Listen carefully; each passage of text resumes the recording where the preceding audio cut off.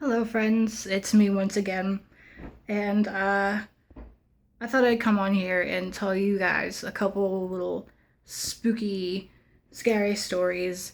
Uh, since I want to keep up with the theme of things that creep me out, and they're not like super intense or crazy. Like, not gonna tell you guys about how like my roommate got possessed or anything. Uh, no shade to whatever her name is, the weird YouTuber who changed her name from Natalia to Ashley. I don't know what's up with her, but I'm just gonna jump right into this. The first little anecdote, I'm not even sure if you could call it a story, that I want to talk about is when I was about, I want to say 13 to 14 years old. This was right before I entered my first year of high school. I was in a three-way phone call, with a couple of my friends. We'll call them Chad and Sarah. And at first, I thought it was just me that was hearing it. It was of this woman. She sounded young, but not like she sounded like she was maybe in her 20s or 30s, if I don't know. Anyway, and she was singing, and I don't remember what exactly the song was. I don't even think it was in English. It was so weird, but it was just so weird and creepy. And I at first I thought it was Sarah who was singing, because she was known to do things like that to creep people out. But it was not her, because she was talking as the singing was happening. I know it wasn't Chad either, because well, yeah, no. And it turns out they were both hearing this voice as well. And like I said, it was just it was so creepy, and it was slow, and it sounded like it was like ripped free, straight from a horror film. It was so weird. And I don't know why it had such a big effect on me, but I remember laying in bed with my phone pressed up against my face, and I was like staring at the wall, and all of a sudden this feeling of dread came over me, and I felt paralyzed. And I remember I don't know why I felt so terrified all of a sudden, and there were tears going down my face, and I don't know what was happening. It only lasted for maybe a minute before I snapped out of it, and I was like, "What the hell was that?" So it was that. I still, to this day, I still don't know what the hell happened that night. I don't know why I got so terrified all of a sudden. Nothing even really happened. It's not even the first time that something weird like that has happened to me, because I've had weird things happen to me all my life. Um, like, for example, I've had things go flying across my room before. Um, like somebody had thrown it. So that's fun. That doesn't freak me out at all. um, but this next story that I want to tell is a little bit, I don't know. This was also around the same time that I was like hanging out with these two people. I remember going over to my friend's house, Sarah. It's not her real name, but we'll just call her Sarah.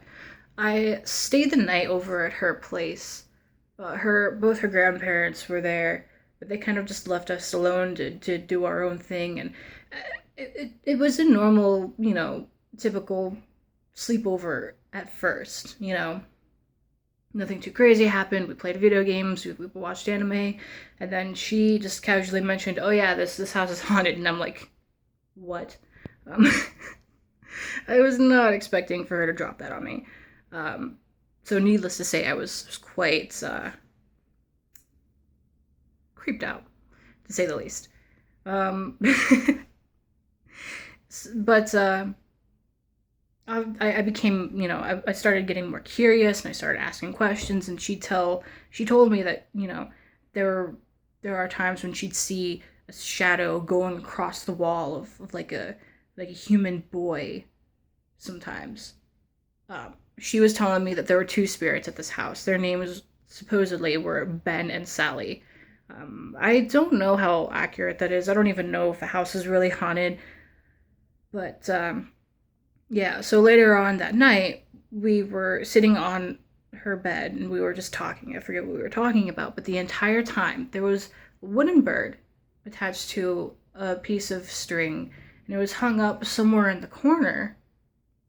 And I didn't realize it until like maybe halfway through the conversation, but the entire time it just was spinning like somebody was spinning it all by itself. And it wasn't an electronic bird or anything like that. It was just a regular, like, painted wooden bird. It was hung up from the ceiling. And normally I would say, like, oh, maybe it was the air conditioner or something. But even if, like, first of all, the AC was not on. Second of all, even if it was the AC, I don't think it would be able to, like, spin it that fast, you know? So I don't really know. I don't really have an explanation for that. That was just weird. Um, the door to her room would also be it kept like opening and closing, not all the way, like halfway. Like somebody couldn't decide if they wanted to walk in or out of the room. It was so freaky. Um, and then to top it all off, I don't.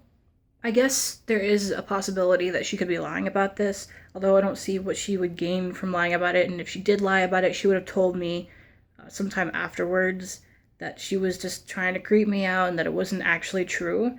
Uh, but she tells me that while I was asleep, I believe I fell asleep before her, somebody grabbed my hair and tried to put it in a ponytail. Or at least that's like what it seemed like what was happening. So that really freaked me out. Like I don't I don't even like when actual people, like living people, touch my hair. So kind of glad I was asleep for that one.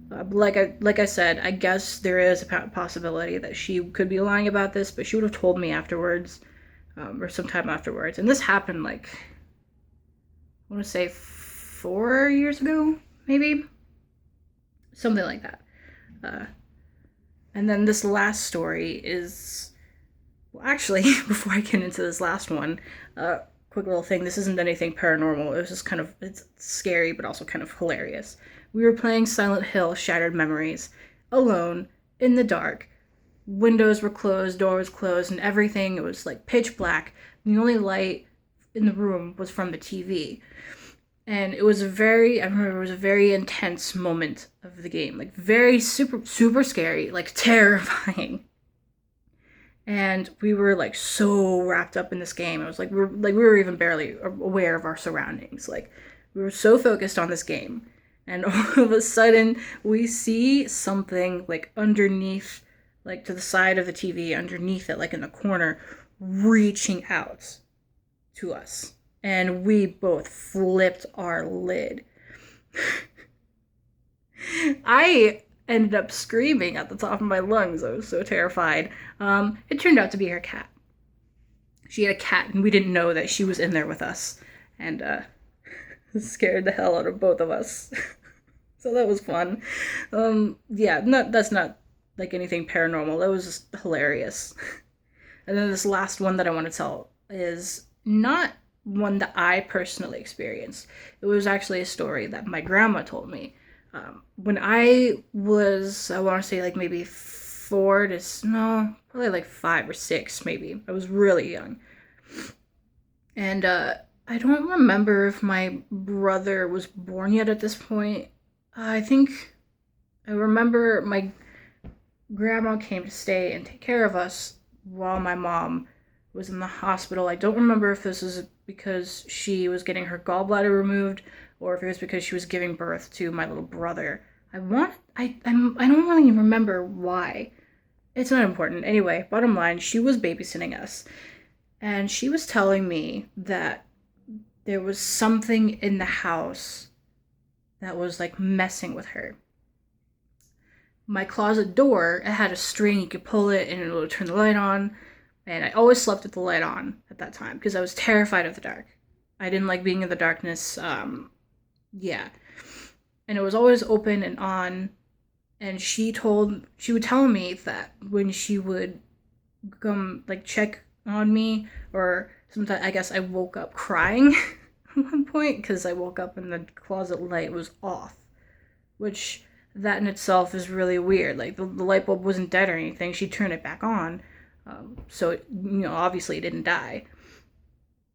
And it doesn't obviously it didn't turn off by itself.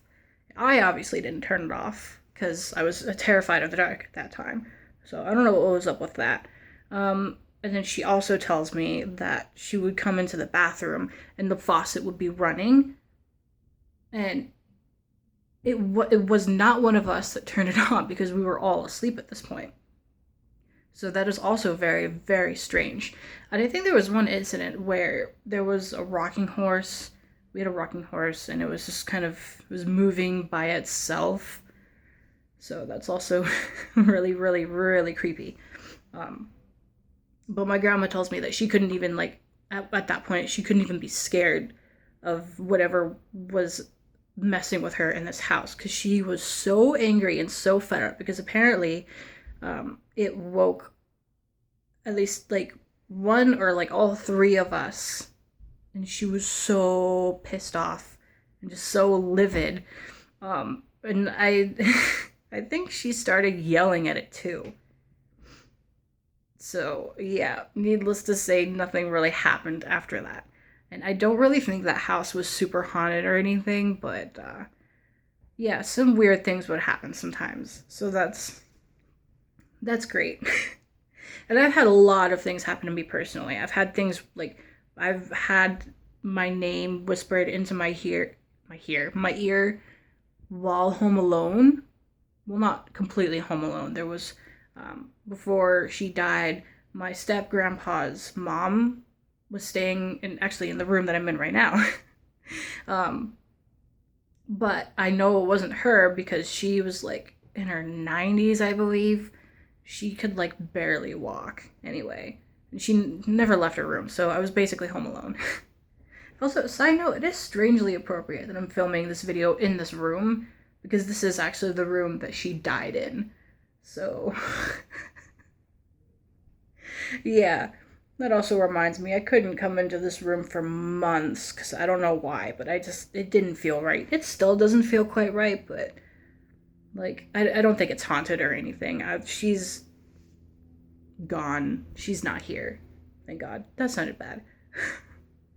But like, yeah, it is strangely appropriate that I be talking about these stories while in this room.